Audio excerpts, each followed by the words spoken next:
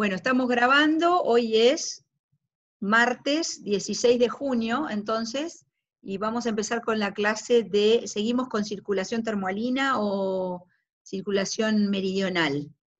Entonces vamos a leer unas preguntas que hicimos para pensar un poquito en estos temas de cómo se relaciona el cambio climático con la circulación meridional del océano y cuál es el rol importante que el océano cumple en el marco de, digamos, en el sistema climático, a partir entonces de los conocimientos que van adquiriendo o que han adquirido hasta ahora y que vamos a seguir adquiriendo hoy.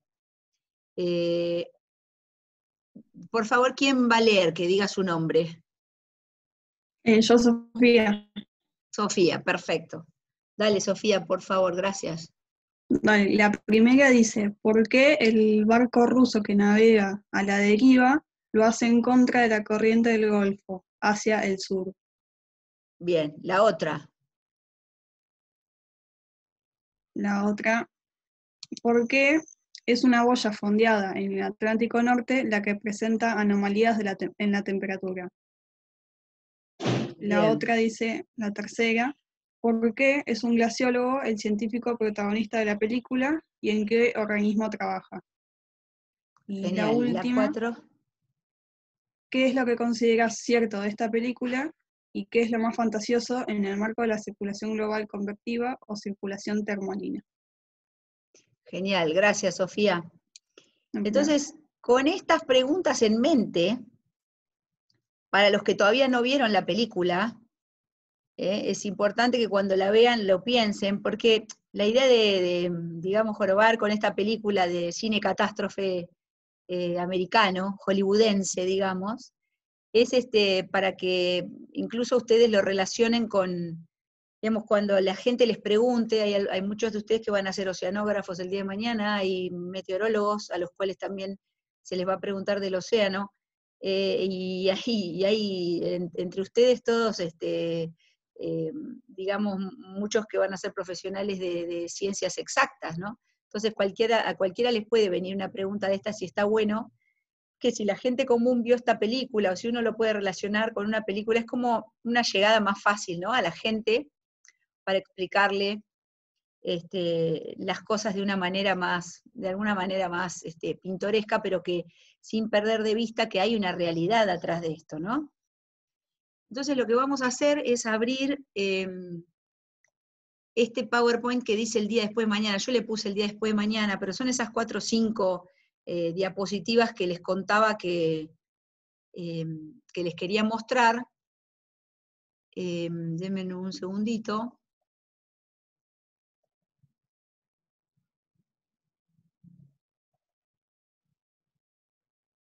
En realidad, esta es una parte de lo que les voy a mostrar es la parte de un MOOC, ¿cómo se llama? Massive Open Course, es un curso abierto, masivo, que el IAI hizo, Instituto Interamericano para la Investigación del Cambio Global, hizo, y yo fui profesora de la parte del océano, y eran como 5 módulos, y este es el 5.º módulo. Lo que les voy a mostrar ahora es el 5.º módulo de ese curso, que está online. Después, si a alguno le interesa, le puedo pasar la información de dónde. Ahora voy a hacer un new share para que ustedes vean.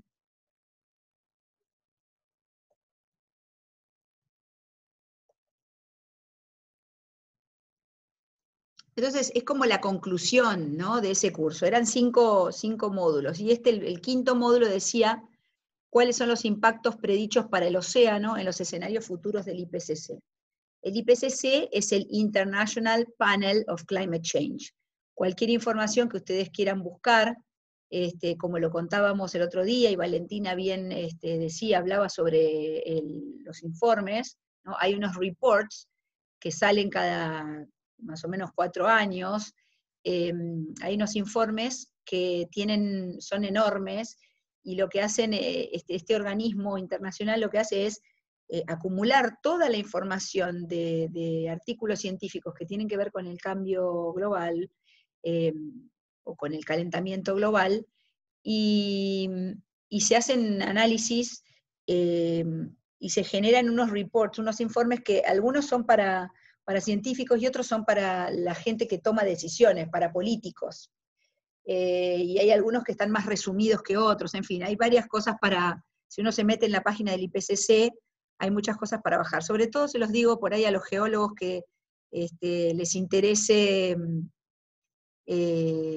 digamos, este tema en relación a la conexión que hay entre la oceanografía y la geología marina, ¿no? O la geología. Entonces acá el cuadrito, lo que yo había pensado en ese momento cuando di ese curso, fue poner al océano como este cubo celeste y poner cuáles eran las cosas más importantes en términos del calentamiento global y el rol del océano en él. Entonces, ahí yo había escrito, absorbe, almacena y transporta calor. Ustedes ya saben, ¿no?, que tanto la atmósfera como el océano son como grandes motores, ¿no?, máquinas térmicas, y bueno, el océano tiene un rol fundamental, que ya lo hemos estado viendo en las distintas clases, gracias a que el agua es una gran absorbedora, ya que el agua absorbe grandes cantidades de calor, y entonces a través de las corrientes, ese calor puede ser transportado hacia distintas regiones del océano global, no necesariamente, de hecho, no justamente a donde la mayor absorción existe, sino desde donde mayor absorción hay, hacia los lugares donde hay menos absorción de calor por parte del océano. Entonces vamos a hacer hincapié en estas consecuencias del calentamiento en el océano. Para los informes del IPCC se corren unos modelos globales, y hay muchos, creo que son, no sé si no son más de 30, o en torno a 30 los modelos globales que se corren, con distintos escenarios de CO2 o de gases de efecto invernadero en la atmósfera. Entonces, la siguiente diapositiva dice qué predicen los modelos climáticos para el 2100. Esos son el tipo de resultados que se obtienen y el tipo de predicciones que se hacen, ¿no? Estamos con la próxima, digamos, a futuro, mirando al 2100, y entonces esos escenarios futuros, que se les llama así, escenarios, se esfuerzan, los modelos se esfuerzan con distintas concentraciones de CO2 atmosférico. Lo que ustedes ven acá son dos gráficos, en los cuales tienen en el gráfico superior, tienen temperatura, Global Average Surface Temperature Change, es cambio de la temperatura superficial promedio global, ¿sí? Uno hace un promedio global y se maneja con un único valor, con un único número de temperatura, y eso es la temperatura de superficie, estoy pensando en superficie del mar,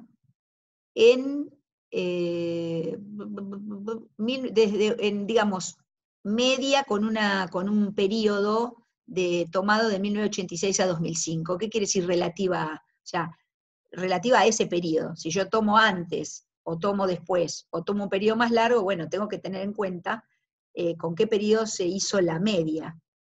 Y después, o relativa a qué periodo, y después se extiende eso hasta, fíjense que va del 2000 hasta el 2100. O sea, ¿cómo se sabe que son futuristas? ¿Son futurólogos? Sí, son futurólogos porque realmente lo que hacen es correr modelos donde todo está, son modelos globales donde todo está tenido en cuenta. Todo, ¿qué quiere decir? El océano, la atmósfera, todas las ecuaciones que rigen los procesos que hay en la atmósfera y en el océano, son procesos donde se acoplan los dos, la atmósfera y el océano.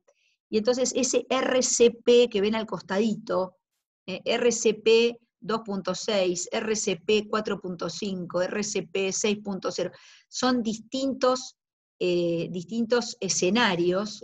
Azul, por ejemplo, como dice a la derecha, es el escenario optimista de mitigación drástica de las emisiones. ¿Qué quiere decir? Que si nosotros logramos disminuir las emisiones de CO2 para llegar al 2070 sin emisiones, bueno, entonces lo que ocurriría con el cambio de temperatura superficial promedio global sería esta línea prácticamente plana, horizontal, donde no llegó a 2 grados. O sea, las temperaturas no alcanzarían, y esto es de la atmósfera, perdón, me parece, sí, es de la atmósfera, temperatura de superficie, no alcanzarían, no superarían los 2 grados.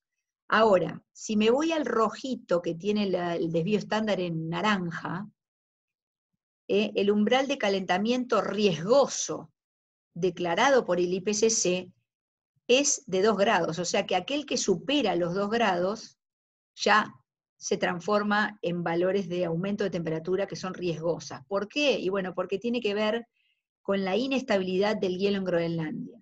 Digamos que si el aumento de temperatura superficial del aire es superior a 2 grados, estos modelos lo que muestran es que el hielo de Groenlandia se derretiría rápidamente y todo, y entonces pensemos en el nivel del mar, ¿no?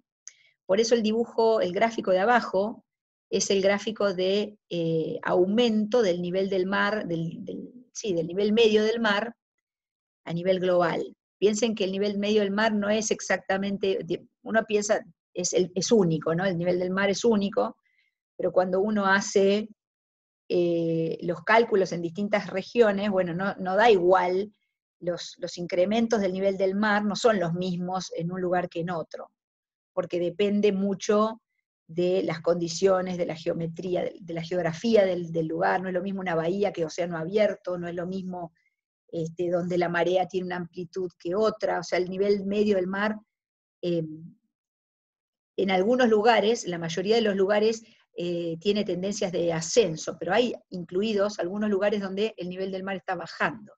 Y tampoco olviden, ya que tenemos muchos geólogos, que cuando se hacen los cálculos del nivel medio del mar, de ascenso o de descenso, hay que pensar también en los cambios isostáticos que implican los cambios de las placas tectónicas. Si una placa tectónica tiene apoyado un macizo, una masa de hielo enorme como la de Groenlandia, y todo ese hielo se derrite, la placa sobre la cual Groenlandia está apoyada, digamos, mejor dicho, la placa tectónica sobre la cual el hielo está apoyado, se liberaría de la presión del hielo, y entonces eso aumentaría, digamos, vamos a decir, su nivel o su profundidad, y entonces esos se llaman cambios isostáticos, no profundidad, sino su nivel, y esos se denominan cambios isostáticos, o sea, los movimientos verticales de las placas, y uno está midiendo el nivel del mar, pero es relativo siempre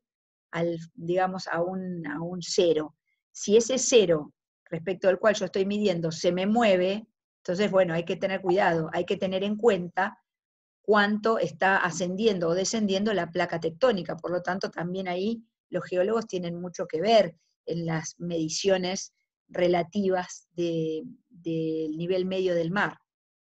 Lo que nos muestra el gráfico de abajo, entonces, son los mismos escenarios, y sería para el RCP 2.6, que era el escenario más optimista de mitigación drástica, un ascenso del nivel medio del mar, que es del orden, no llega a 0,4, ¿no? Esto está en metros, ¿no? 0,4, a ver, 0,4, 0,6 es esta marquita que estoy tocando con el mouse, y esta de aquí, perdón, un poquito pasado el 0,4 está, la azul. Mientras que para un escenario más peligroso como el de la curva roja, esos niveles estarían por debajo de 0,8 metros. Entonces, esto es como cambios del nivel medio del mar global, ¿ok? Ahora bien, ¿qué predicen los modelos climáticos? Para el 2100 también tienen resultados para las distintas regiones. Entonces uno puede buscar resultados para la región de la plataforma patagónica, y acá TSM, ¿no? Temperatura superficial del mar, o Sea Surface Temperature. Entonces ven with 20-year running mean, con una media de 20 años, quiere decir que lo que hicieron fue aplanar, digamos, cuando uno hace un promedio de una cierta cantidad de años, lo que hace es filtrar los picos, ¿no? Entonces tienen a la izquierda temperatura en grados centígrados con valores medios, y a la derecha anomalías de temperatura relativas al clima o sea, desde el 76 hasta el 2005. Entonces, cuando uno mira, el eje del tiempo es el mismo, desde más o menos antes del 2000 hasta el 2080, no hasta el 2100 en este caso, y lo que está abajo, en rojo, es el CMIP5, es uno de esos modelos. All CMIP5 members está en otro color, no lo alcanzo a ver más claro, y después en gris, más clarito, el 80% de todos los modelos que son de miembros, digamos, de un grupo de modelos. Piensen que son tantos modelos que hay algunos que se parecen unos con otros y otros que son más diferentes. Entonces los resultados que dan esos modelos a veces convergen y otras veces divergen mucho porque los modelos son más o menos diferentes. Para el que esté interesado en eso, ya les digo, el sitio del IPCC es el lugar ideal. Yo no voy a darles detalles de esas cosas, pero quiero que sí sepan que existen este tipo de trabajos. Entonces lo que se ve en la plataforma patagónica es un ascenso de la temperatura superficial del mar, que fíjense que para el 2080, no voy a mirar los valores no voy a mirar los valores medios, sino las anomalías, ¿no? Porque las anomalías serían, por ejemplo, donde termina la curva roja hace prácticamente intersección con el eje de la derecha, tenemos algo así como 2.5 o un poco menos, 2.5 grados más que la media, ¿sí? Eso implica que llegaría en valores medios a del orden de 13 con algo, ¿no? No llega a 14, o sí llega, no tengo para el paralelismo soy de terror, me parece que no llega a 14 grados. Ese sería el valor medio. Si es que partimos de un valor de menos de 12, en el año 2000 o antes, llegaríamos a 2.0 o 2.5 grados más en el año 2080. ¿Y 2 grados más qué significa? Ah, bueno, 2 grados más, 2 grados menos. No, 2 grados más en términos de contenido de calor es enorme. O sea, cuánto se puede calentar el océano y la atmósfera es enorme. ¿Qué predicen los modelos climáticos para el 2100? Sigue preguntando el título. Y ahora la fuente es el portal de cambio climático de la NOAA. Acá, esta gente lo que hizo, o lo que hace, es producir mapas de anomalías de temperatura de superficie del mar, en este caso para el periodo 2050-2099, relativas a 1956-2005. Otra vez, ¿no? Tengo que referir a qué periodo de mediciones estoy refiriendo digamos, la tendencia de aumento. Pero la verdadera tendencia o las anomalías las estoy viendo a futuro para los años 2050 a 2100. Muy bien, entonces tenemos arriba a la izquierda el mismo modelo que estábamos viendo antes, CMIP5, clima histórico de 1956 a 2005. Esa es la climatología. Metieron todos los datos disponibles del 56 al 2005 y generaron un mapa de temperatura superficial anual que tiene esta pinta, ¿no? Colores más, o sea, violetas, azules, son más frías, y las rojas, amarillas, naranjas, rojas, más cálidas. Lo que tengo a la derecha son las anomalías del 2050 al 2099, referidas a esa climatología. Y entonces fíjense que los valores más oscuros claramente muestran las zonas donde se espera el mayor calentamiento. Y fíjense que hay una parte blanca, medio blanquecina, en la zona esta álgida que nosotros decimos, hablamos siempre como típica de formación de agua de North Atlantic Deep Water, agua profunda del Atlántico Norte. ¿Se acuerdan que decíamos que esa es una región muy particular, ¿no? Una región donde el océano, en toda esa zona, entrega mucho calor a la atmósfera, se enfría rápidamente.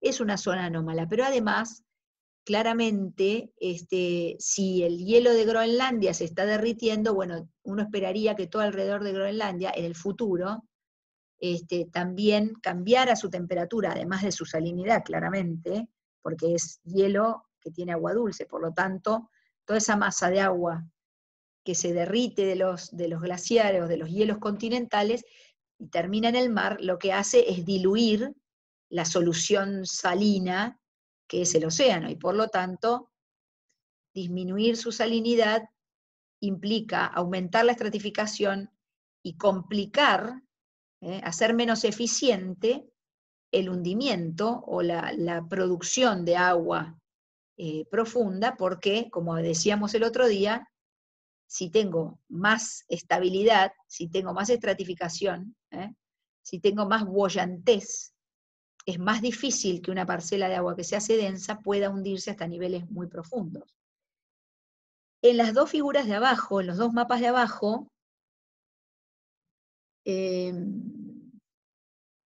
no se ve nada. También hay un clima histórico, pero es para el hemisferio sur. Fíjense que la diferencia es que estoy desde el Ecuador para el norte o desde el Ecuador para el sur, ¿no es cierto? Es lo mismo, clima histórico, perdón que no se ven bien los títulos, porque se ve que al achicar los mapitas se pusieron medio turbios los títulos, pero es lo mismo, solamente que hemisferio sur, entonces climatología histórica 56-2005, y a la derecha anomalías de temperatura, y ahí te dice el escenario, RSP 8.5, acuérdense, si vamos al anterior, RSP 8.5 es la última, la de la curva roja, la más peligrosa, digamos, ¿sí? La de lo que sería el escenario más pesimista. Entonces vemos que hay zonas, por ejemplo en la región de la confluencia Brasil-Malvinas, que tiene prácticamente los mismos valores Bordeaux que tengo arriba, ¿no? Digamos en la rama de la corriente del Atlántico Norte y en zonas de más al norte todavía, ¿no? Cerca de, digamos, más en la región bien del Atlántico Norte, ya en conexión con el Ártico. Estos son ejemplos para que ustedes vean cómo se evalúa los cambios que va a haber a partir de esta cantidad de modelos que se corren todo el tiempo. Lo que les muestro ahora son impactos atribuidos al cambio climático basados en literatura científica, a ver cómo dice el título, desde el AR4 y PCC AR5. Fíjense, AR se llama al report, el report 5 es el último, como bien decía Valentina, el año que viene van a lanzar otro, ¿no? Valentina, ¿era así? Ayúdame. Sí, ahora está en proceso de revisión. Claro. Está por empezar la segunda revisión del segundo. El informe está compuesto por 3, digamos, subinformes, y ahora están en la segunda revisión de esos 3 informes. Claro, cada vez que hacen un informe de estos, como yo les decía, hacen uno para policy makers, para los que toman decisiones. No, los tres son, el primero son las evidencias físicas, el segundo es sobre mitigación y el tercero es sobre reducción, o al revés. ¿De acuerdo? El primero es el más físico y los otros 2 tienen mucho más que ver también investigadores sociales, economistas. Ah, bueno, claro, está bien. Ahora ya también, exacto, bueno, después de esos 3 sacan los resúmenes, digamos, que son como esto que yo les estoy mostrando acá, ¿no? Por ejemplo, una vez que recopilan toda la información sobre impactos que se atribuyen al cambio climático, entonces después, para tomadores de decisiones, por ejemplo, sacan este tipo de material. Les muestro acá, por ejemplo, para la región de América del Sur y América Central, impactos en ecosistemas marinos, por ejemplo, sería la del pescadito. Ahora les digo cómo generaron estos iconos, estos dibujitos y cómo uno los interpreta, ¿no? Fíjense, arriba está como toda la referencia. Confidence in attribution to climate change. Confianza en que realmente este impacto sea atribuido al cambio climático. Entonces, si es una rayita, muy baja la confianza. Si es 2 rayitas, baja, y así va subiendo hasta ser muy alta. Si la confianza es muy alta, voy a tener 4 o 5 rayitas, ¿no es cierto? Entonces, por ejemplo, en el caso del copito de nieve celeste, tiene 4 rayitas, o el de abajo, la gotita también, entonces eso implica que hay alta confianza en que ese impacto sea debido al cambio climático. En celeste tenemos los sistemas físicos, en verde los sistemas biológicos, en rojo los sistemas humanos o gestionados, digamos, de tipo producción de comida, de tipo, bueno, salud, economía, etc. Entonces, por ejemplo, los impactos físicos, el copito de nieve quiere decir glaciares, nieve, hielo o permafrost, que ahora los meteorólogos les van a explicar a ustedes qué es el permafrost, o los geólogos también saben mucho de eso.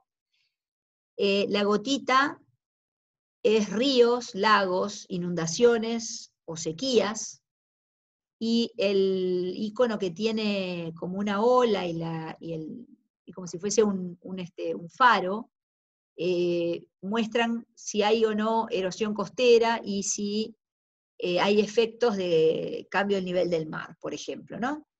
Entonces vamos a mirar, antes de ver la verde, que por ejemplo, el copito de nieve que tiene 4 rayitas implicaría, ¿no?, en esa región de Central y South America, con alta confianza, que va a haber cambios en los sistemas físicos que tienen que ver con glaciares, nieve y hielo, ¿sí?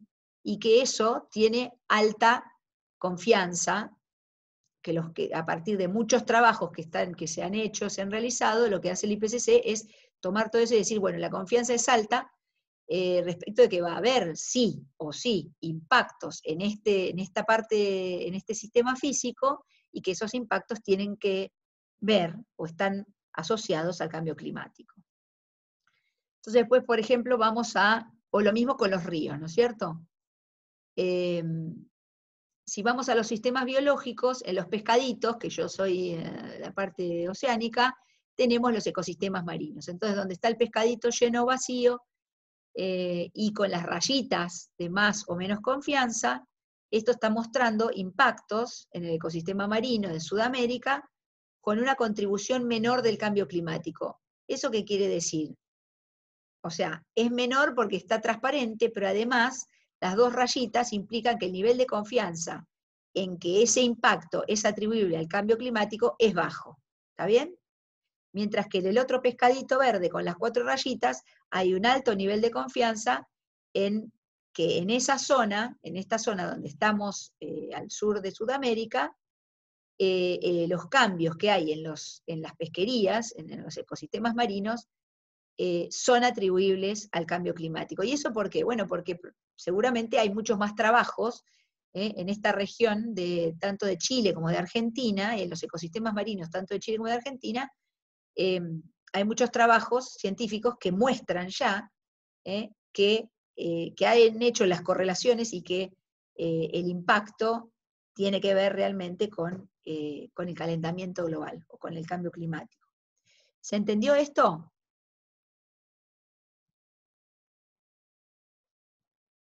Muy bien.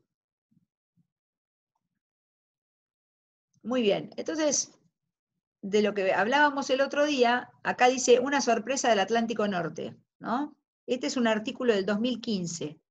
Si buscan a Rahmstorf es un científico que es bastante mediático y tiene varias cosas interesantes para ver en los medios, en YouTube, si les interesa. La cuestión es que Rahmstorf en el 2015 publicó en Nature Climate Change este trabajo que muestra, a ver, voy a mover esto que muestra que la AMOC, MOC es Meridional Overturning Circulation. AMOC es Atlantic Meridional Overturning Circulation. ¿Sí? Digamos, la rama atlántica de la Meridional Overturning Circulation. Ya vimos que era global. Se está desacelerando. ¿Y cómo sabemos que se está desacelerando? Era un poco lo que veíamos el otro día, ¿no? Cómo se mide el transporte, ¿se acuerdan? En millones de metros cúbicos por segundo, o Sverdrups. Cuando uno tira una transecta en un lugar determinado y puede medir, entonces, cuantificar el transporte, y se da cuenta que a lo largo del tiempo ese transporte está cada vez disminuyendo más. El mapa que muestra esta figura, esta diapositiva, es tendencias de temperatura lineal, y ahora sí es del océano, en grados por siglo. Y se ve claramente la región esa azul, ¿no? Donde ahí está bajando la temperatura. Pregunta de la encuesta. Primero, ¿dónde estaba la boya que medía temperatura en la columna de agua? ¿Y por qué esa boya es la que estaba midiendo en la película anomalías frías, extremas? Bueno, tiene que ver con esto, ¿no?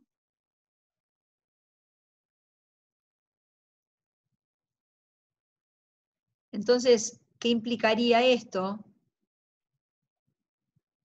Esto implicaría que si la temperatura de la región donde la rama norte, digamos, de la corriente del Golfo lleva agua más cálida y relativamente más salada, ¿no? Cálida y salina, warm y salty, que llega a la región del mar de Groenlandia o a la región del mar del Labrador, está sufriendo cambios de temperatura, se está enfriando ahí, con una tendencia al enfriamiento mayor que en otros lados. Bueno, seguramente las regiones de cool water subsides to feed deep current, ven que dice el puntito azul, el agua fría subside, o sea, se hunde para alimentar la corriente profunda. Cool water subsides to feed deep current. Esos sitios, o por lo menos este diagrama conceptual de lo que es la circulación termohalina, dejaría de existir tal cual lo conocemos. Se está desacelerando, implica, bueno, puede ser que se está frenando y que los transportes sean menores, pero que siga funcionando tal cual está, pero el tema es, a lo que apuntan los modelos, es al colapso de la circulación termohalina. ¿Qué quiere decir el colapso? Que deje de existir tal cual la conocemos. Y si dejara de existir tal cual la conocemos, entonces el rol del océano en el sistema climático difícilmente pudiera ser cumplido tal cual es hoy. Entonces, este es un tema que es muy importante y que todos los que estemos tanto en oceanografía, como en meteorología, como en geología, como en biología, porque esto también, como les mostré, impacta directamente sobre los ecosistemas marinos. Esto tiene que ser un tema para que nos ocupemos y preocupemos a todo el mundo, porque claramente es importante y no podemos dejar de, digamos, de conocer esto, sobre todo todos nosotros que estamos en estas ciencias, pero además la gente de a pie, ¿no? Y nosotros somos y tenemos que ser portavoces de esto. Entonces ahí dice, nuestra capacidad de comprender y anticipar la evolución del clima de la Tierra depende de cuánto sepamos, ¿no? Del conocimiento detallado del océano y su efecto sobre el clima. O sea, está bien, la región de formación de agua profunda es en el Atlántico Norte, pero esta circulación convectiva es un sistema global. Entonces, si uno frena eso en algún lado, claramente está afectando a todo el resto. Y además, el acople con la atmósfera está claro, ¿no? Entonces, si algo pasa en el océano, claramente la atmósfera también va a sentir el impacto. Entonces, es quién está primero, ¿no? El huevo o la gallina. La atmósfera se calienta, fuerza al océano, después el océano cambia, fuerza la atmósfera, y en ese sistema, que claramente no va a ser en una semana, esos cambios no van a ser en una semana, como lo pinta la película, pero ejemplos tenemos en la historia, como la pequeña edad del hielo y otras épocas de glaciación, que muestran que estas cosas claramente pueden ocurrir. Entonces, la idea de esto es para que ustedes, bajo esa motivación, ahora sí piensen en por qué son importantes las masas de agua, ¿no? ¿Por qué son importantes las masas de agua? En el libro de Talley, esto lo van a ver, digamos, el libro de Talley tiene separados cada océano, ¿no? El Pacífico, el Índico, el Atlántico y el Southern Ocean. Y en cada sección se ven masas de agua que son propias de cada uno de las cuencas, pero en el capítulo 14, que yo les mostraba el otro día, hay una vuelta de tuerca a nombrar todas las masas de agua en el marco de lo que es la circulación termohalina. Entonces, lo que tengo escrito en estas diapositivas es para que ustedes lo piensen y tengan de dónde entender por qué, si me queda tiempo, les quiero dar masas de agua. Ustedes ya vieron una masa de agua, un tipo de agua, ¿no? Al estudiar la circulación general del océano, tenemos dos objetivos principales. Como ustedes vieron, cada vez que uno hace una ecuación diferencial, lo que trata de hacer es resolverla. La solución de la ecuación diferencial, de las ecuaciones de movimiento, nos permiten obtener las velocidades. U, V y W son las velocidades que nosotros queremos obtener. O sea que lo que primeramente queremos hacer es conocer el campo de velocidades en el océano, o la estructura. Puede ser la estructura horizontal y la estructura vertical, o sea, en 2D y en 3D. Queremos también determinar los caminos o trayectorias de las parcelas de agua, ¿no? O sea, si una parcela de agua adquiere determinadas características en contacto con la atmósfera y luego viaja o sigue una trayectoria, bueno, también queremos saber cuál es esa trayectoria. Y además nos interesan, como ya lo hemos visto, los flujos entre el mar y la atmósfera, y entre distintas capas también del océano, de calor y masa.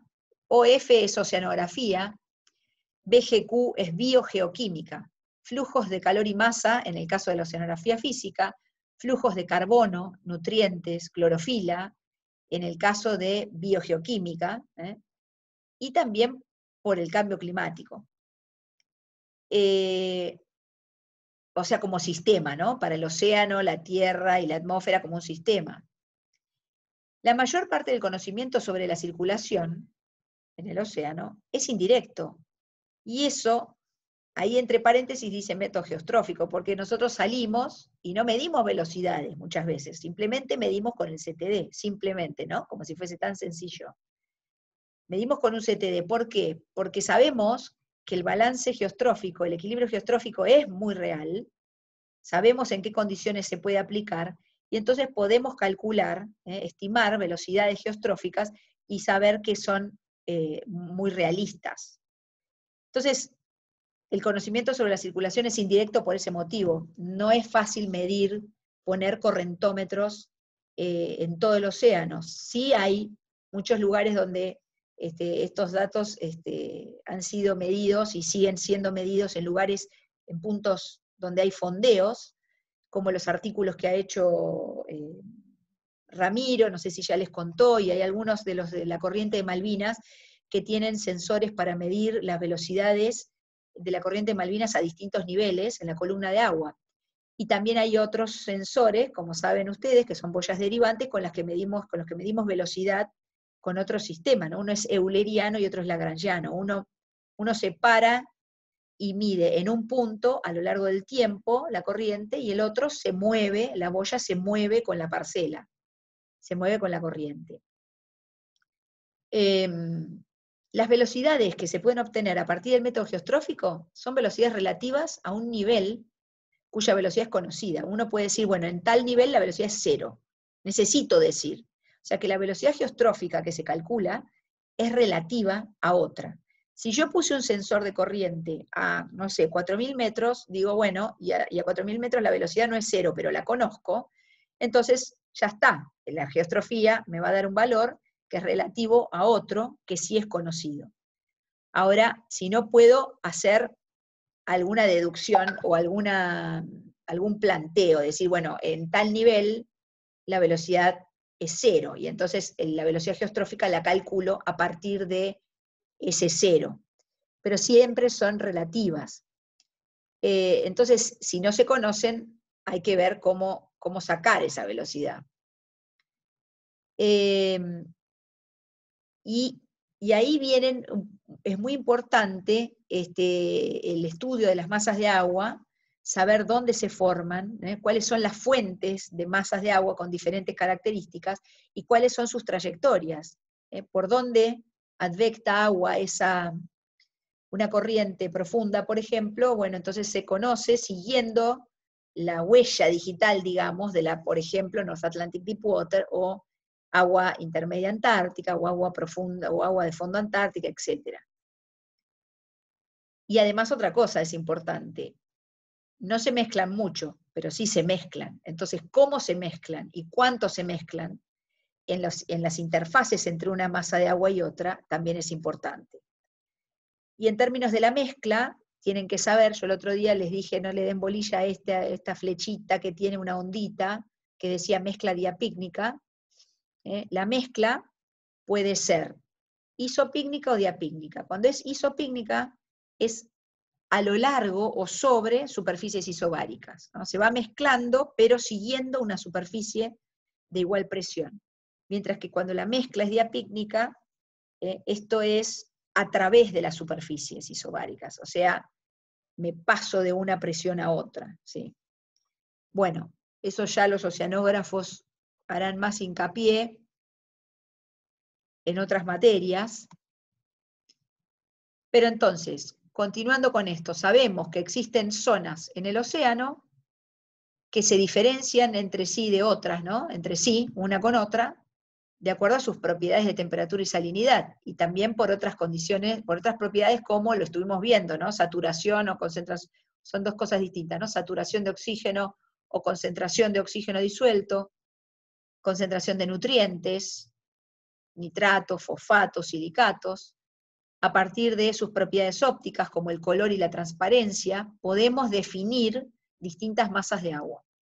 Pero la realidad es que masas de agua, su definición física es grandes volúmenes de agua, la que está en azul, ¿no? Grandes volúmenes de agua que adquieren determinadas características, en particular temperatura y salinidad, que van variando lentamente en el tiempo y a medida que se desplazan. Por eso, siempre decimos que hay un rango, que si yo estoy hablando del agua intermedia antártica, bueno, va a tener un rango de temperatura y un rango de salinidades. ¿Por qué? Porque, bueno, van manteniendo ese rango, pero a la vez se va mezclando muy de a poco, y por eso no es un tipo de agua con un valor de temperatura y un valor de salinidad, sino con un rango en ambas. Un segundo. Un segundo que voy a parar esto porque me está llamando. Un segundo. Bueno. Entonces,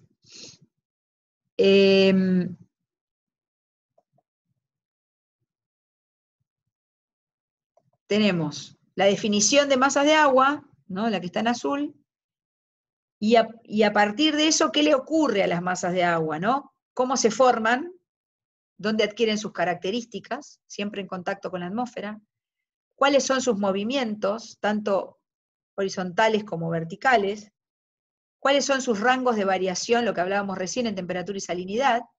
Ya sea debido a cambios estacionales o interanuales, en contacto con la atmósfera, y también debido a la mezcla en el interior ya del océano, sin estar en contacto con la atmósfera, debido a la mezcla esta diapícnica o isopícnica que ocurre con otras masas de agua que están adyacentes, obviamente, como en sándwich, ¿no? Una que está arriba, otra que está en el medio, otra que está abajo, en términos de la vertical, la columna de agua. Y después definimos también a tipo de agua, que era lo que habíamos visto en las primeras clases, como todo volumen de agua que tiene un valor de temperatura y un valor de salinidad.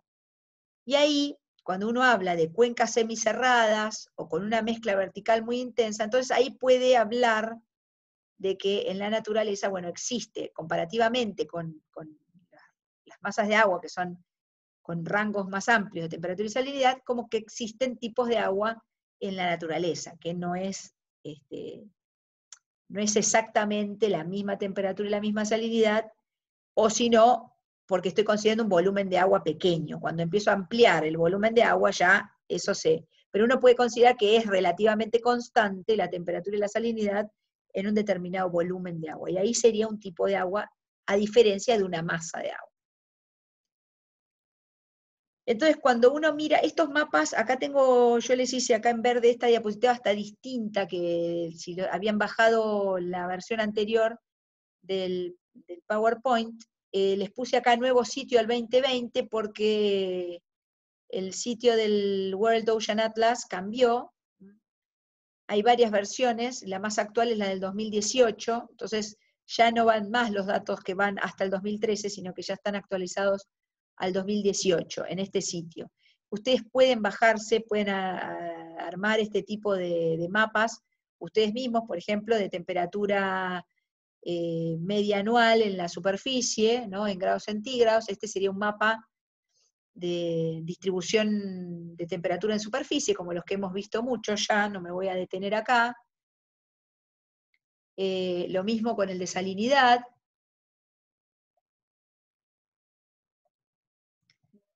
Lo que dice Water Degree Grid es que las grillas con las que están hechas estas interpolaciones, a partir de toda la cantidad de datos que tienen, son del orden de cuarto de grado, ¿no? La grilla, el tamaño de la grilla es de 0,25 de grado, ¿no? Entonces acá también vemos, por ejemplo, que nos dicen arriba que es un promedio decadal de 10 años, del 1955 al 2012, o sea, me tienen que decir con qué periodo construyeron, con qué periodo de datos construyeron el promedio, y además nos dicen cuál es el intervalo, 0,5 grados, cuál es el intervalo entre un contorno, una isoterma y otra. Perdón, acá son isolíneas de igual salinidad, entre una isoalina y otra. Las enteras son cada uno, y las punteadas, al pasar de una punteada a una entera, vamos de a 0,5, ¿no?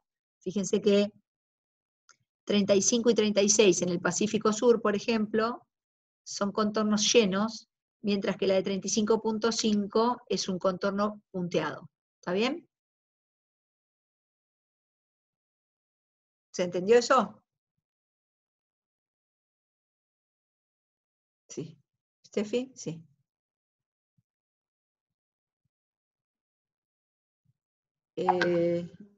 Perdón, que corrí dos, ¿no? Acá. Oxígeno, en este caso, oxígeno también distribución media anual en mililitros por litro en la superficie. Ahora la grilla es más grande, en vez de ser cuarto de grado, es 1 grado. Por lo tanto, si tengo una grilla cuyo tamaño es de 1 grado y en el otro caso era de 0,25, el tamaño del cuadradito acá es mayor. Es una grilla de menor resolución, de menos detalle que la anterior. Los contornos también están cada 0,5, y bueno, cada uno de estos nos va mostrando cómo es la distribución de las distintas propiedades globalmente, y uno puede empezar a analizar con más tiempo qué señal, por ejemplo, si yo miro con una lupa la región de la confluencia Brasil-Malvinas, donde están Malvinas y Brasil, las dos corrientes, podemos empezar a analizar, a ver qué temperatura tienen, qué salinidad tienen, qué contenido de oxígeno tienen. En este caso, uno es contenido de oxígeno, el otro es saturación, esto es en porcentaje, por eso dice 100. ¿Se acuerdan que el otro día veíamos esta variable? Porcentaje de saturación de oxígeno, regiones con alta, tenemos entre 90 y 115, ¿no? Los valores más altos son los rojos, y los valores más bajos, que no son tan bajos, si uno mira los números, 90, son los azules. Y después todo en amarillo, prácticamente estoy entre 100, esperen que se me movió. Entre 100 y... Estoy haciendo un lío con esto, no sé qué pasa. Entre 100 y 105 prácticamente está todo el océano global, y las regiones más frías son las que tienen ambos extremos, ¿no? Los valores más altos están en el hemisferio norte, en el Ártico, y los valores más bajos de toda la paleta están en el, digamos, al sur del Southern, como parte del Southern Ocean, ¿no? Abajo de la línea de 100, fíjense que claramente no es solamente, esto no es solamente, no está solamente dado por la temperatura del agua, ¿no? Por pensar, si yo voy al anterior, ¿qué pasa? Ahí está. Si voy al anterior, también hay diferencias, ¿no? Entre un poquito más, con más detalle esta, pero fíjense que los valores más... esto está en mililitros por litro. Los valores más rojos, los valores más altos de la paleta, están en el Ártico, y los más bajos no están en el Antártico, sino que están en regiones más cálidas. Esto sí tiene que ver más con la temperatura del agua y con la capacidad que tiene de absorber más un gas cuando la temperatura es menor. Entonces toda la región tropical tiene valores menores de concentración de oxígeno en mililitro por litro, mientras que las regiones más frías tienen los valores más altos. Pero hay un poco de diferencia entre el hemisferio norte y el hemisferio sur. El hemisferio sur tiene menores concentraciones y el hemisferio norte mayores. Pero ahora piensen que el oxígeno no es una propiedad conservativa. O sea que también no es solamente la bomba física lo que hace que cambie, sino que también está la biología haciendo que varíen, ¿no?, las concentraciones. Y esto ya, acá es algo diferente, porque en porcentaje, digamos, otra vez, bueno, otra vez hay un poco de diferencia entre el norte y el Southern Ocean, porque lo que yo creo es que el Southern Ocean es más biológicamente productivo, y eso hace que haya menor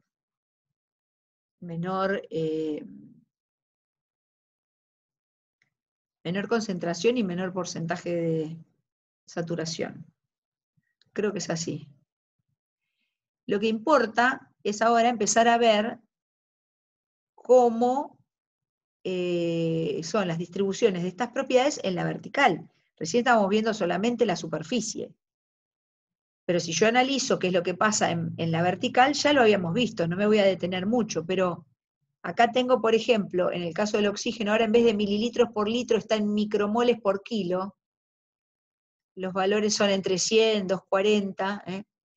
Lo que muestra esto es el Atlántico, creo, porque fíjense la piletita, ¿no? Acá el Atlántico Norte a la derecha y el Atlántico Sur a la izquierda. Ahí tenemos las latitudes. Latitud menos 50 a la izquierda y 60 a la derecha. y la distancia en kilómetros en la de arriba, porque hay dos ejes X, ¿no? En el de arriba tengo distancia en kilómetros y en el de abajo tengo latitudes en grados. Después tengo la profundidad en el eje Y, y arriba hay como otra línea en la cual hay unos puntitos rojos que creo que debe ser donde hay estaciones, ¿no? No sé bien. Normalmente nosotros lo que hacemos es pintar en este tipo de, dibujar en este tipo de gráficos, porque esto se hizo con un interpolado, pero cuando uno tiene la posición de la estación es mejor porque entonces uno sabe dónde se midió el dato. Por ejemplo, si yo tengo, vamos a decir así, creo que esto ya lo habíamos visto, ¿no? Si yo tengo una medición, no sé, en el primer puntito rojo a ver que alguien haga una notate, no me está apareciendo acá. Me lo había llevado para abajo, esperen, ¿eh? Vamos a hacer una recta roja, por ejemplo. Si yo mido en esta posición y mido en esta otra,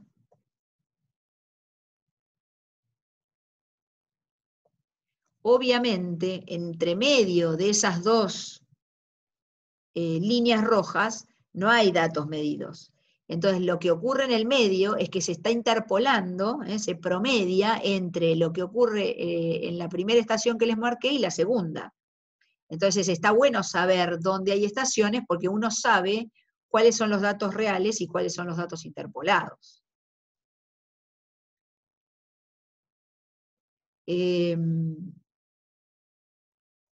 Muy bien. Entonces, lo que muestra este gráfico es que, como habíamos visto en otras situaciones, es que hay agua. En este caso la pintaron de dos colores, ¿no? Solo violeta y amarilla. Agua violeta, altos contenidos de oxígeno en micromoles por kilo. Aguas amarillas, menor contenido. Entonces, ¿qué quiere decir? Agua violeta más oxigenada. Si yo, por un lado puedo considerar que, bueno, tengo la biología también, ¿no? Pero en el agua profunda, digamos, donde ya un poco la biología no por ahí podríamos pensar que no afecta tanto por la falta de presencia hay presencia por supuesto, de animales, ¿no? Pero si uno pudiera pensar, tratar de decir, bueno, saco a la biología de la ecuación para mirar este mapa, digo, bueno, el agua violeta estuvo en contacto con la atmósfera hace menos tiempo. Y el agua amarilla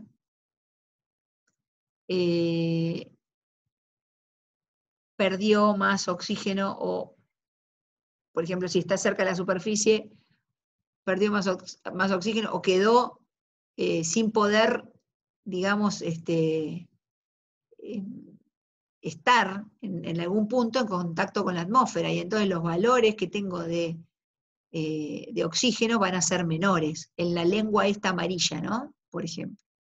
Fíjense hasta dónde llega esa lengua de valores de concentraciones de oxígeno menores que 100, y hasta dónde llega en la lengua que, como veníamos diciendo, ¿no? Si yo pudiera trazar el camino, seguir la trayectoria de una parcela de agua que está en contacto en la superficie, en la zona del Atlántico Norte, desciende y sigue viajando a nivel de, por ejemplo, 2.500, 3.000 metros de profundidad y llega con valores altos de concentración de oxígeno, bueno, entonces puedo pensar que esa es una parcela de agua que vino de la región del Atlántico Norte, donde se forma agua profunda.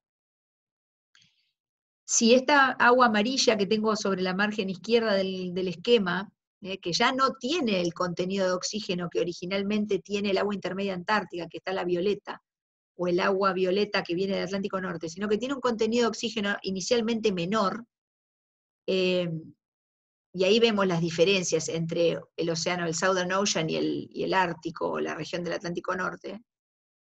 Esa lengua amarilla, ya con menor contenido de oxígeno, también la puedo seguir a partir de esta especie de trazador. Pasa que el oxígeno tiene eso, ¿no? Tiene que el hecho de que no es conservativa la variable, porque justamente está la biología, y tenemos que saber cuánto cambian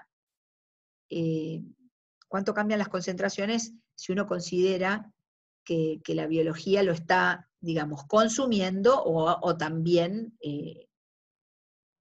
haciendo que aumente, ¿no? A partir de fotosíntesis y respiración, hay cambios en el contenido de oxígeno que, bueno, necesariamente hacen que varíe, sobre todo en las partes superficiales. Pero, si yo voy a otra, por ejemplo, a los nitratos, bueno, también puedo ver cómo se distribuyen los nitratos en superficie, en este caso micromoles por litro.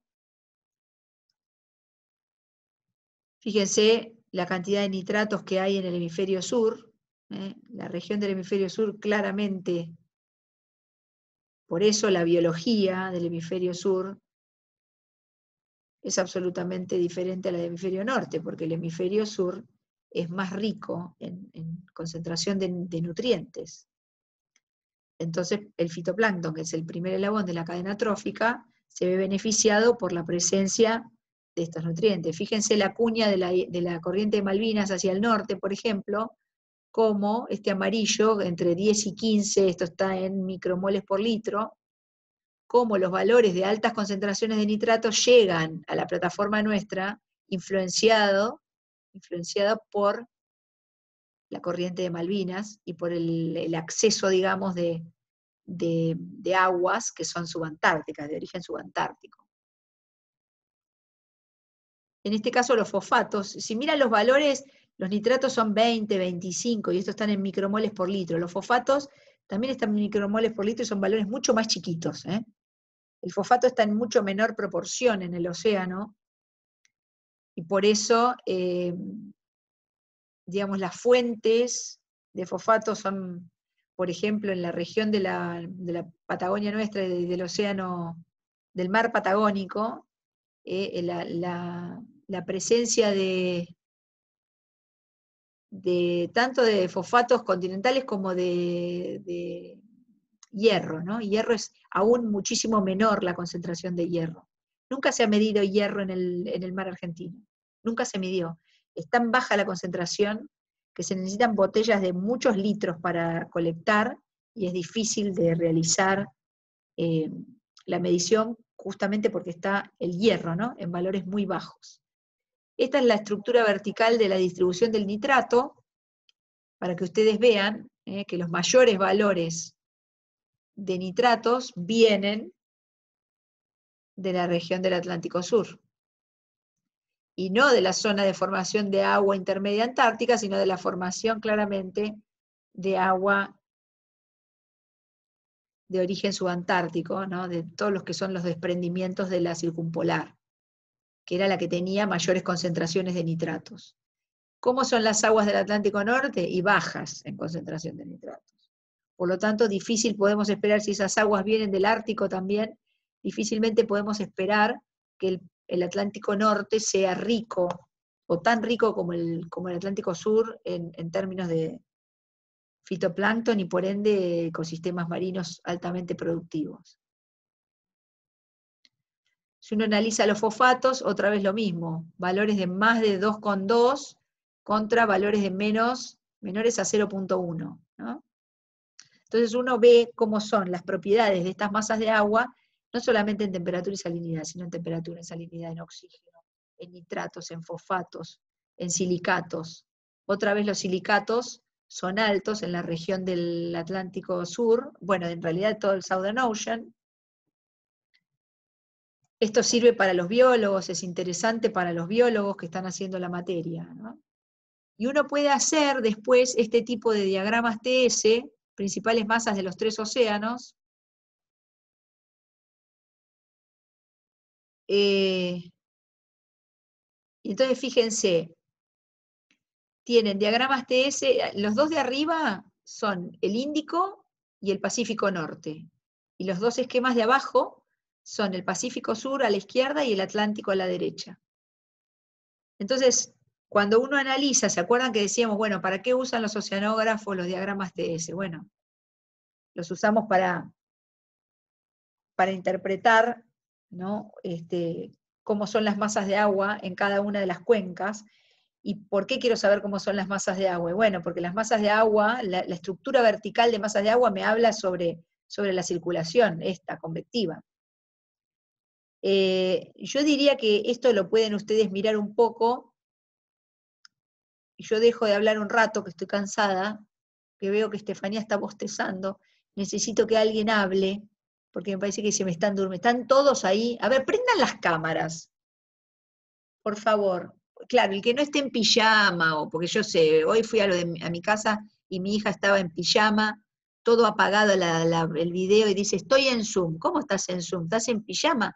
Sí, bueno, pero nadie me ve porque no prendo la cámara. Ah, bueno, está bien. Entonces, no prendan, los que están en pijama, por favor, no. Ay, qué lindo que verlos. A ver, más, me faltan más. Están todos en pijama los demás. Ay, yo cuando en uno de los cursos que hice antes de empezar las clases estas, decía que una buena cosa para entrar en confianza con los alumnos era decir que pusieran la cámara y se miraran los pies. ¿Les conté eso? A ver qué tiene puesto cada uno, si pantuflas, zapatos o qué. Entonces, es complicado.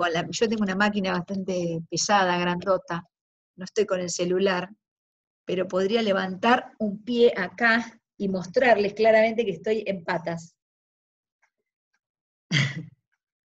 Pero uno de acá está todo bárbaro, ¿no? Así hacen los de la tele de toda la vida. Se ponen hasta la mitad, viste, con la corbata, la camisa blanca, el saquito, y después abajo son un desastre. Eso es cierto. Yo una vez fui al teatro, no me acuerdo qué fui a ver, y me encontré con este tipo que tenía un programa de mascotas, no me acuerdo cómo se llamaba. Era una cosa, una mugre, el tipo abajo, los pantalones, un asco, y de arriba estaba divino, ¿no? El saquito azul, todo limpio. Y los jeans eran, ¿vieron esos jeans que caminan solos? Bueno, así. Y ahí me di cuenta, claro, este de abajo nadie lo ve. Bueno, estamos ahora nosotros viviendo en esa situación otra vez. Bueno, quiero que ustedes me digan qué diferencias ven o qué encuentran ahora en estos TS donde podemos ver todas las masas de agua de todos los océanos. Está en blanco y negro, es muy aburrido, métanle annotate, díganme cosas que se les ocurran. Comparen las 4 cuencas. Claro, el Océano Pacífico es tan grande que tiene 2 gráficos para él solo, ¿no? El Atlántico tiene uno para todo el Atlántico, el Índico tiene uno para todo el Índico, pero claramente hay como distintas ramas dentro de estos TS. A ver, ¿qué se animan a decir? Los chicos son vergonzosos, ¿eh? Nadie quiere prender la cámara, ¿se dieron cuenta? Sí, no quieren salir.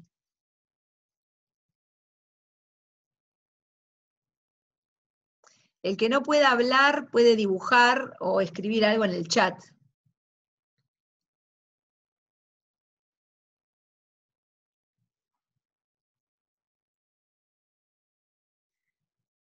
¿Qué es eso? Agua intermedia antártica, intermedia antártica. Parece que está en todos lados, ¿no? Sí, eso quería marcar, pero ahora en el chat no puedo marcar que la encontré en otro lado. A ver, alguien que la marque. Ahí está. Ahí está, eso quería Muy bien. marcar, que está, como que figura en muchos lados. En Ahí muchos está de lados. vuelta. ¿Y por qué Sí. no está en el Pacífico Norte? ¿Qué pasó? Ahí estoy, aparece como AI, pero no encuentro eso. No la veo. Es que no No sé está si en el alguien la ve. Pacífico. Es que en el Pacífico Norte no está. No llega. No llega. No llega. Pero llega Justamente. mucho. Está muy bien.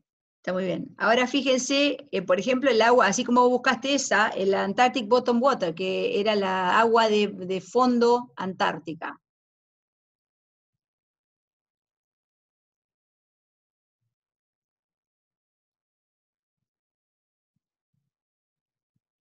Sí. Es ese puntito, ¿no? Que está en el Índico, y está en el Atlántico Sur, pero en el Pacífico Sur no está. El Pacífico Norte obviamente tampoco. Entonces, las distintas masas de agua que veo y que puedo identificar en una cuenca y en otra, son parte de esas ramas, de esa circulación vertical. Cuando uno considera el océano que está estratificado en capas, esto, no se olviden que un TS va de superficie a fondo, ¿no? Voy a dibujar uno. A ver, alguien que dibuje uno que sería típico de la zona nuestra.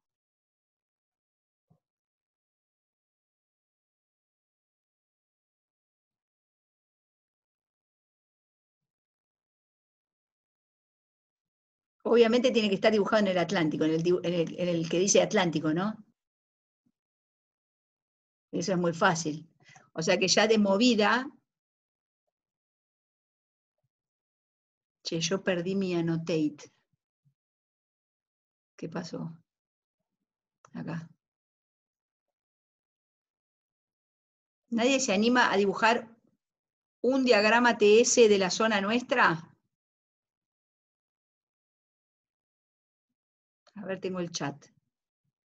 No, está en el Pacífico Norte porque son antárticas. No me estarían dando la cámara. Me estarían dando la cámara. Bueno, Juaní, perfecto. Alguien que dibuje un diagrama TS, por favor, me voy a poner mal.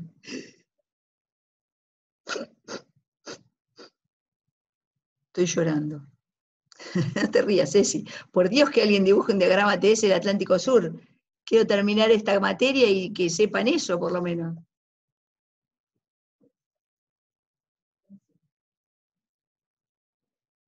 Nada.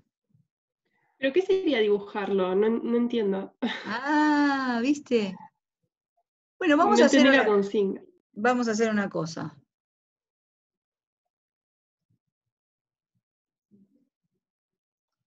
Voy a pasar 2 diapositivas más. Ah, ya. O mejor, 3 diapositivas más.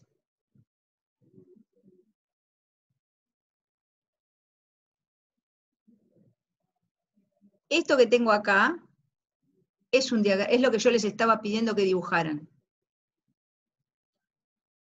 Si lo hago con el annotate, a ver.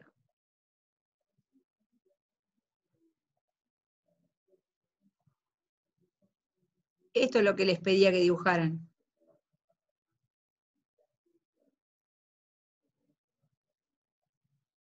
Ese es un diagrama TS de una estación en el Atlántico Sur. El perfil, esperen un cachito, un segundo.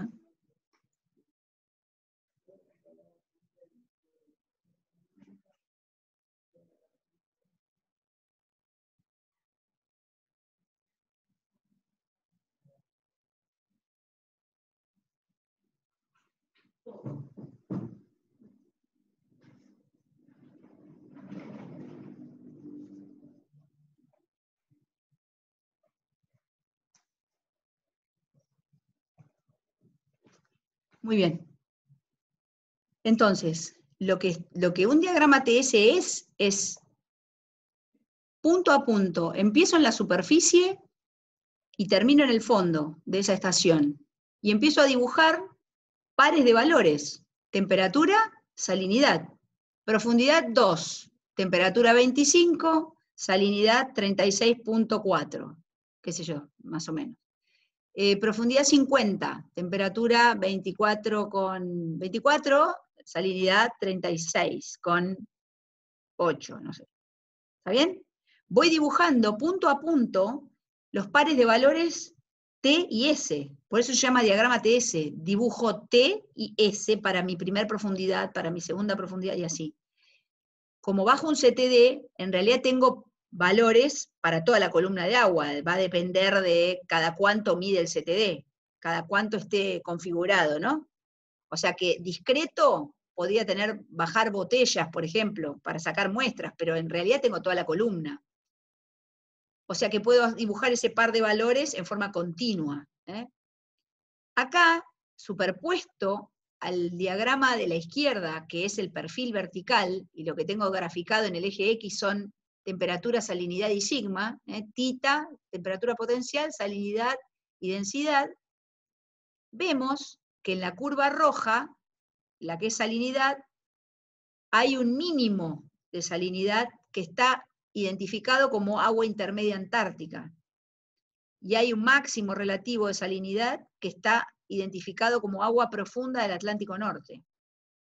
Quiere decir que en la región nuestra, a aproximadamente 800 y 1100 metros de profundidad, se encuentra el agua intermedia antártica, y que aproximadamente centrada, digamos, en 2000 y pico, 2100, 2200, tengo el agua profunda del Atlántico Norte.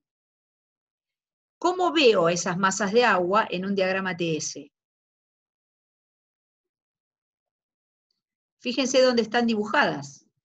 En esa región donde tengo un mínimo de salinidad, porque fíjense que de ahí para la derecha, todos tienen mayor salinidad que esta masa de agua acá, ¿no? Este es el mínimo.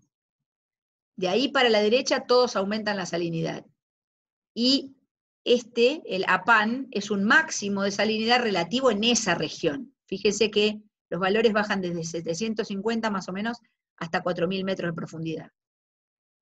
¿Se entiende? Si yo me voy a ver todos los diagramas de TS de una región del Atlántico Sur, esperen que voy a sacar esto.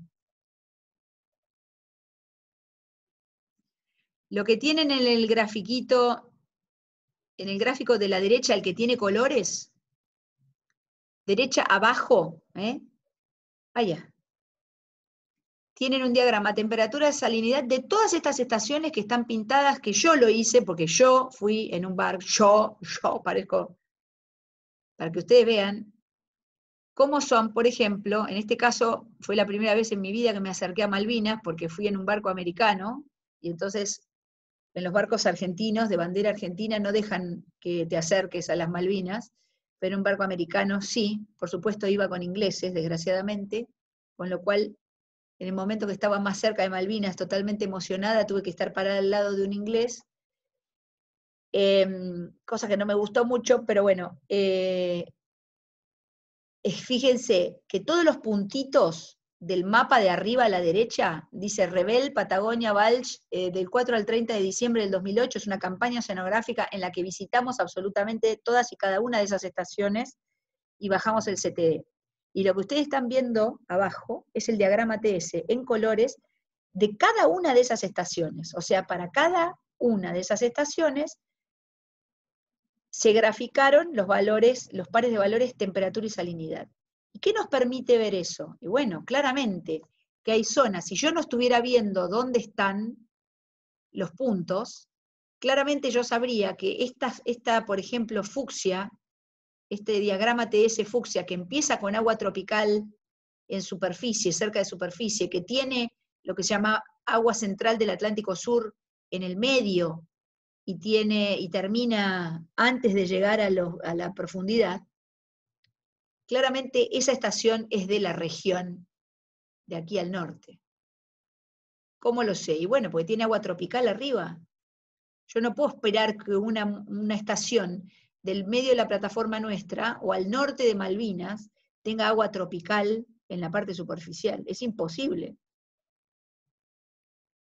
Entonces, ¿qué puedo esperar? Y bueno, que las estaciones que están en la plataforma partan de tener en superficie agua que o podría ser la mezcla. Fíjense que a medida que se va pasando de una a otra, a medida que se va pasando de una a otra, de las tropicales hacia las que están bien adentro en la plataforma, lo más adentro posible, como las que están más o menos a 50 latitud sur, tienen agua subantártica de plataforma, está marcada con ASP, tienen agua de fondo,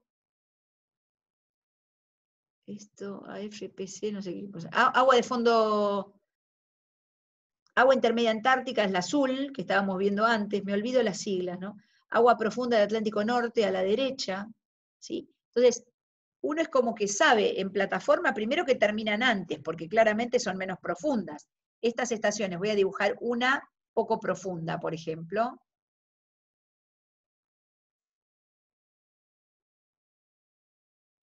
Hay que seguir bien a... Ay, ay, ay, ay, ay.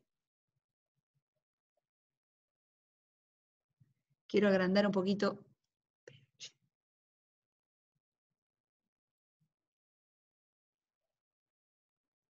Ahí está.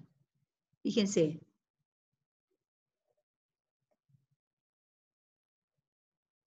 Si ustedes la siguen bien, por ejemplo, el azul. Voy a seguir un azul oscuro que está acá.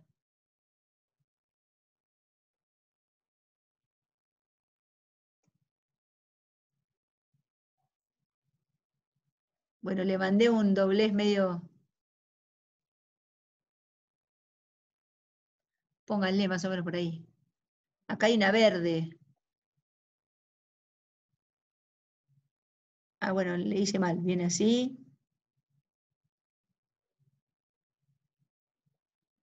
Está en rojo y no se ve lo que estoy haciendo, pero quiero decir, cada uno de estos puntitos con colores, ¿sí? Son un diagrama TS distinto. Todas estas, son de plataforma. ¿Por qué? Y porque mueren a los 200 metros. No tienen más profundidad. Las que llegan más al fondo, necesariamente, tienen que ser, por un lado, ¿no? Necesariamente tienen que ser las que están en la región, todas las que estén a mayor profundidad, tendrán que ser más o menos, o sea, todas estas. ¿No? Entonces,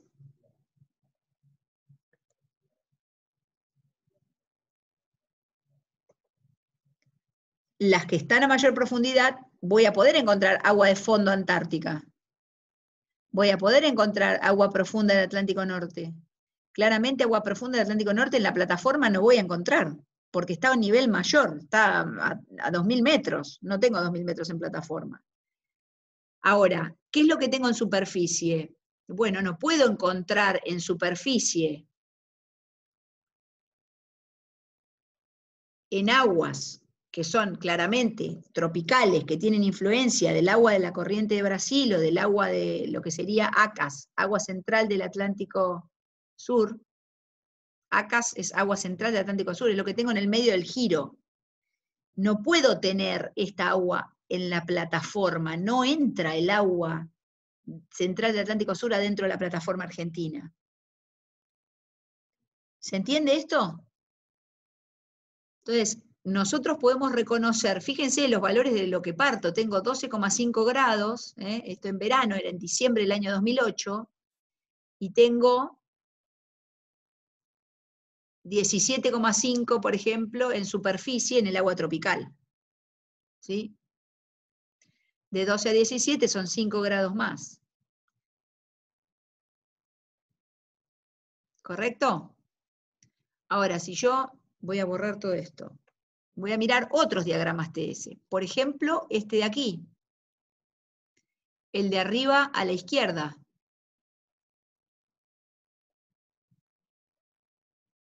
El de arriba a la izquierda tiene cajitas. Con estas cajitas podemos ver cuáles de los diagramas TS tienen agua tropical en superficie, cuáles tienen agua subtropical, cuáles tienen agua central, se llama la AC, y cuál tienen agua subantártica de plataforma. Estos son diagramas TS que no son de la plataforma nuestra al sur, como estamos viendo acá, sino que son de la región de la pluma del Río de la Plata. Entonces, ¿cómo sabés vos, Silvia, que esas son de la región de la pluma? Bueno, primero que estuve ahí, y segundo, porque ya sé reconocer un diagrama TS, después de todos estos años, sé reconocer un diagrama TS de esta región. Entonces, este no tiene nada que ver con este, por ejemplo. ¿no? Acá tengo aguas que son claramente de baja salinidad. Acá hay un puntito con valores de 24 o 24 con algo, contra agua tropical, 37 de salinidad. No tiene nada que ver, nada que ver. Estas de acá parten de valores de baja salinidad. Obviamente estoy en la región de la desembocadura del río de la Plata. No puedo tener 28 de salinidad. Si el agua de mar, ¿cuál es la salinidad promedio del agua de mar?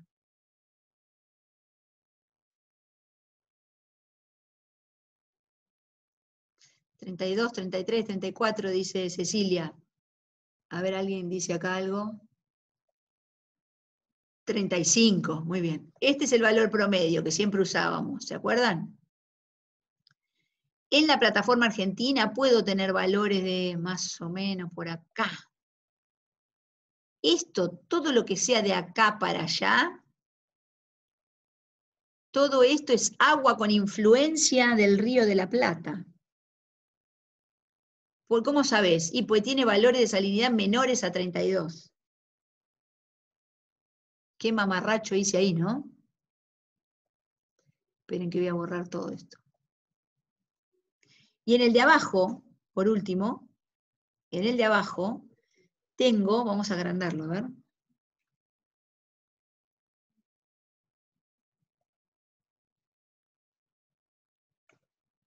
¿Por qué no lo agranda? Bueno, fíjense, perdón, que hay distintos símbolos. Ahora en vez de ser distintos colores, como la figura estaba hecha en blanco y negro, hay distintos símbolos, cuadraditos, triángulos, si alcanzan a ver, porque no me está respondiendo esto para... ahí está. Temperatura potencial, salinidad, son todos diagramas TS, ¿no? Entonces acá dice slope bottom water, central shelf bottom water, shelf upper water, Antarctic intermediate water, recirculated Antarctic intermediate water. O sea, tengo originalmente, por ejemplo, el agua intermedia antártica, pero después esa agua intermedia antártica recircula en algún giro o algo, y cambia sus propiedades. Entonces, en vez de ser bien pura como Antarctic Intermediate Water, está cerca, pero es más, por ejemplo, salada. Voy a hacer esto. Tengo esto, ¿no? Pero resulta que tengo un agua que originalmente era así, pero ahora resulta que está un poquito más acá. Si está más acá, quiere decir que se corrió hacia la derecha. Por lo tanto, aumentó su salinidad. Entonces se mezcló con otra de mayor salinidad. No hay manera de estar acá abajo tan profundo. ¿Cómo sé que estás profundo? Y bueno, porque los valores de arriba, todos estos, son los valores de la parte superficial de la columna de agua. Y estos de acá abajo, los últimos, son los valores más profundos de la estación. Entonces se dibujaron desde superficie hasta fondo. No hay manera de que esta agua que está acá, a profundidad, cambie su salinidad si no es por mezcla con otra. Mientras que aquí arriba, en superficie, ahí sí podría estar adquiriendo o ser más diluida o ser más salada por una cuestión de intercambio con la atmósfera. Aunque también puede estar cambiando porque, como dijimos recién, hay una desembocadura de agua dulce como la del Río de la Plata o la de la Lagoa Dos Patos.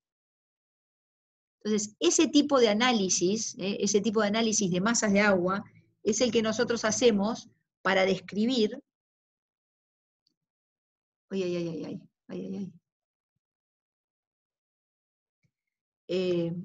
para describir qué es lo que está pasando, cómo están interactuando, o tratar de entender cómo es la circulación en un lugar. Entonces, ya me está quedando poco tiempo, pero si volvemos a la de arriba, y les pido de nuevo que ustedes me dibujen un diagrama TS del Atlántico Sur, ahora díganme cuál es un diagrama TS típico del Atlántico Sur.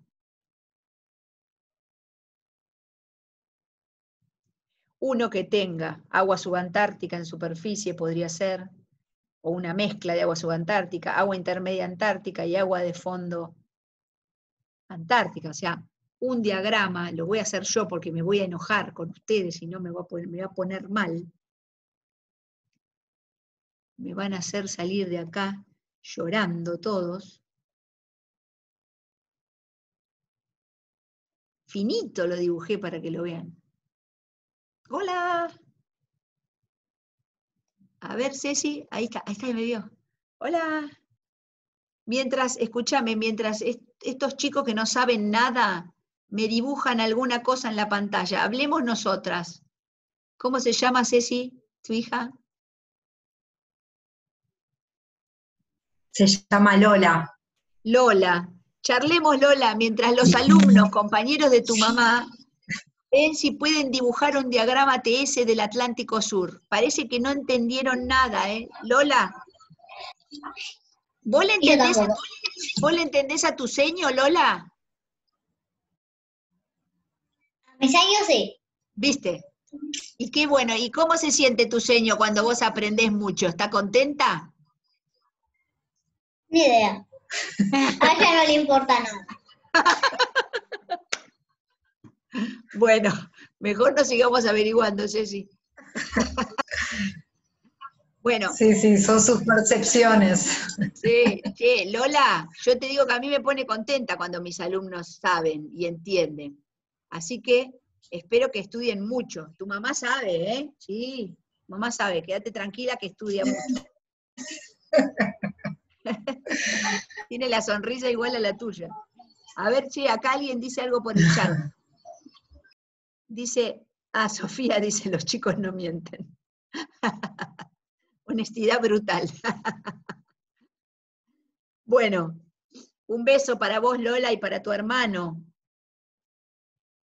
Yo creo que cualquier diagrama por aquí, por donde está el celeste, hubiese sido una respuesta correcta, ¿sí? La idea es que si tenía agua subtropical, partiera de temperatura, ¿se acuerdan? Arriba, en superficie, por arriba de los 17, qué sé yo, que estuviera por acá, y que terminara por acá, ¿no? Si estaba más en el océano abierto y más al norte, cerca de Brasil, hubiese sido algo así, y si estaba más cerca de la zona nuestra, un poco como la que yo marqué, como que parte de una zona, bueno, ahí me fui, parte de una zona un poco más de menor temperatura y menor salinidad. Fíjense que el agua tropical tiene que superar de acá para allá. Agua tropical tenía 37, el 37 ni está en esta escala, ni está.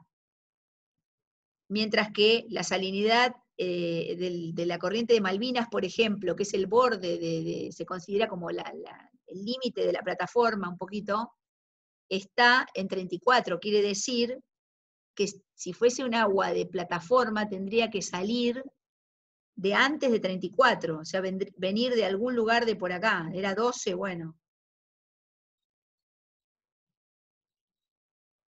Y si llega más al fondo, bueno, por ahí. Depende del rango, estaría el rango, para que ustedes vieran, vamos a volver.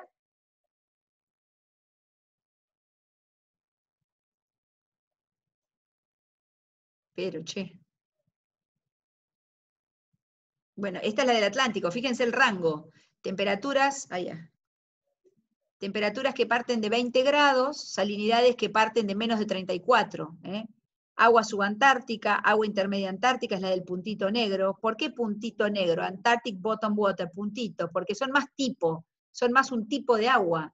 ¿Por qué? Porque el rango de temperatura y salinidad es muy estrecho, mientras que las demás, South Atlantic Central Water, es todo esto. El agua central del Atlántico Sur tiene todo este rango de valores de temperatura y salinidad, lo voy a dibujar.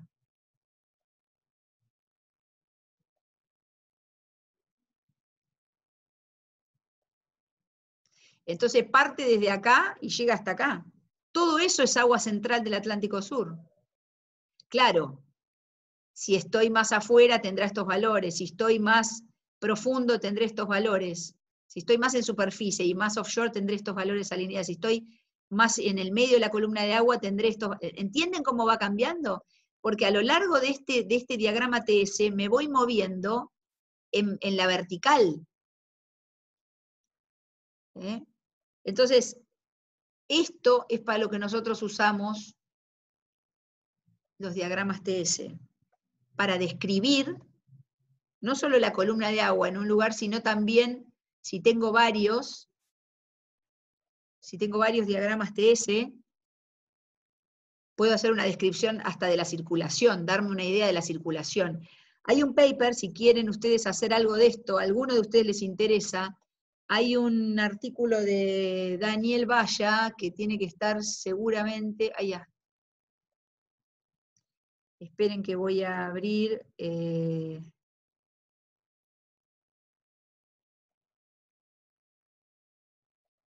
ya hice, ¿no? Ahí están en el Moodle.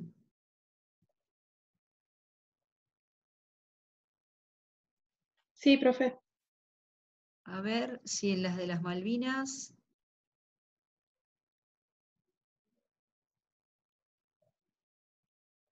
Este paper, Valla y Piola 2015, a ver si lo puedo abrir. Ahí se abrió. Que se llama Evidence of Upwelling Events at the Northern Patagonian Shelf Break. Evidencia de eventos de upwelling. No es que hay un upwelling continuo, eventos de surgencia en el talud de la plataforma patagónica. Tiene un gráfico, si no me olvido. Esperen, mediciones de corrientes. ¿Están mareados? Es una venganza porque no sabían dibujar un diagrama TS. Profe, no sé si está mostrando algo, pero yo veo el campus todavía. Como que no Ok, abrió el PDF. ahora voy mejor, porque si no se van a marear mal.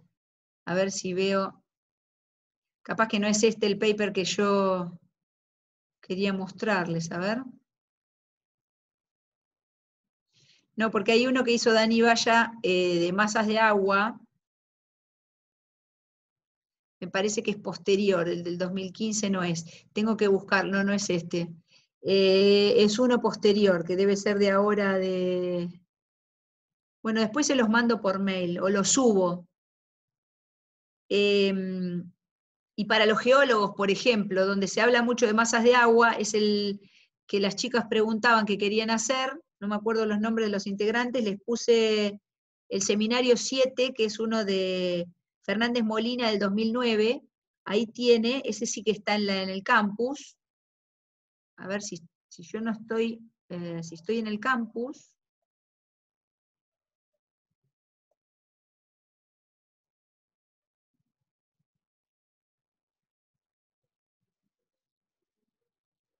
Seminario, ¿cuánto dije? 7, ¿no?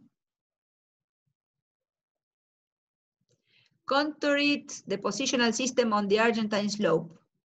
An exceptional record of the influence of Antarctic water masses. Hernández Molina, no Fernández, Hernández Molina 2009. Este es el que les propongo a los geólogos. Acá tienen a los geólogos que querían hacer algo lindo, qué sé yo. No lo están viendo, ¿verdad? Sí, lo estamos Sí. Ah, bueno. Este tiene, ¿no? Location of Argentine margin indicating, la ubicación del margen argentino que indica el mapa batimétrico y los patrones de circulación general y de perfiles sísmicos.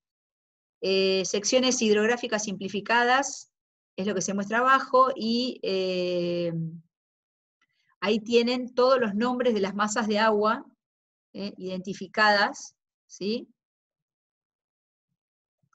Y lo que conduce después a tratar de entender cómo circulaban a distintos niveles las distintas masas de agua en distintas épocas geológicas, ¿no? Comparando después la actualidad con lo que era en el pasado geológico, por ejemplo. Bueno, este es muy interesante para los geólogos para hacer, es el 7. Para terminar, y dejarle a Ramiro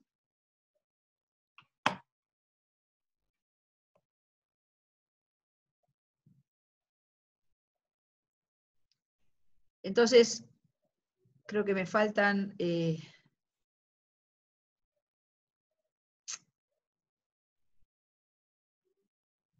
este ya lo vimos, este ya lo vimos. Bueno, la parte de, me faltan 4 diapositivas que se las voy a dar seguramente el jueves, pero que son las que cierran un poquito el tema de formación de agua de fondo en el Atlántico Norte, ¿no? Y ver un poquito, esto sería cómo llega la corriente de, digamos, agua que tiene características, cuya fuente es la corriente del Golfo y sigue hacia el norte como North Atlantic Current, corriente del Atlántico Norte, después esa se divide, en fin, hay todo un sistema de corrientes aquí en el Atlántico Norte, que es toda la zona, ¿no? El mar de Labrador, el mar de Groenlandia, donde hay formación de agua de fondo, de agua profunda, perdón, del Atlántico Norte. Lo vamos a ver. Estas son las piletitas que yo les contaba siempre, cómo se llenan. Vamos a ver un poco esto. Y por último, otro gráfico del conveyor belt, de la famosa cinta transportadora. Y por último, las masas de agua del Atlántico Sur. Cómo están así en sándwich, cómo viene cada una, ¿no? Esto quiero que, si tienen tiempo, ya son las últimas 2, eso lo vamos a ver el día jueves. Pero, ya voy, Ramiro, si tienen tiempo, ¿dónde tengo abierto el Talley? Aquí. En el Talley, esto está en la figura, esperen que se los voy a compartir, porque creo que no lo compartí.